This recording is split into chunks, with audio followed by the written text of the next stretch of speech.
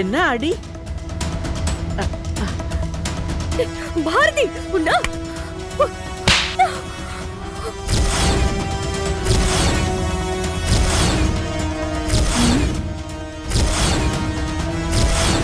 பாரதி என்ன பண்ணிட்டு இருக்க?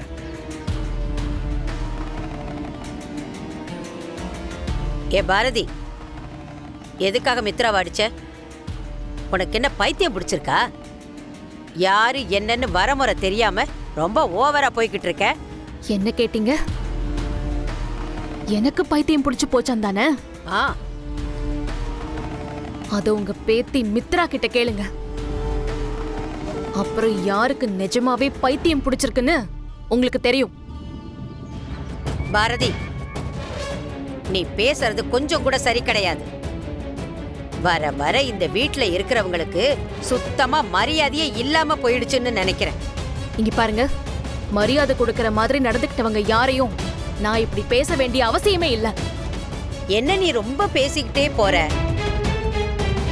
நீ யாரு என்னன்னு உனக்கு மறந்து போயிடுச்சுன்னு நினைக்கிறேன். கேக்குற கேள்விக்கு பதில் சொல்லாம நீ பாட்டுக்கு வார்த்தைய வளர்த்துக்கிட்டே போற. ஒழுங்கா நடந்துக்க, இல்ல நடக்கிறதே வேற.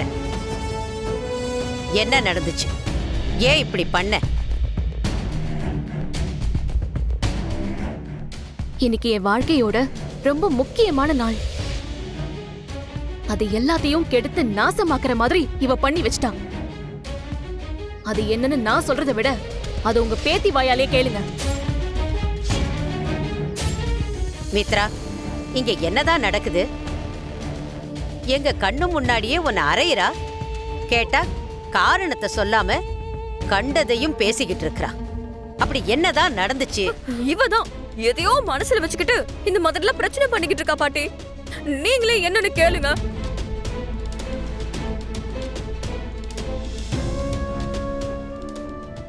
வர வர இவ போடுற ஆட்டம் ரொம்ப அதிகமா இருக்கு. போதும் மித்ரா, பண்றதையும் பண்ணிட்டு அப்படியே ஒண்ணும் தெரியாத அப்பாவி மாதிரி நடிக்காத. இன்னைக்கு என்னோட கல்யாண நாள். நான் என் கல்யாணத்தன்னைக்கு கட்டின புடவைய கட்டிக்கிட்டு இன்னைக்கு கோயிலுக்கு போலான்னு ஆசையா இருந்தேன்.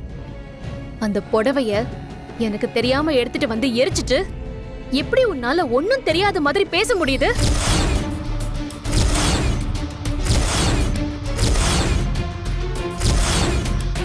பாரதி சொல்றது உண்மைதான். மித்ரா பழைய துணி வேணும்னு என்கிட்ட வந்து கேட்டா.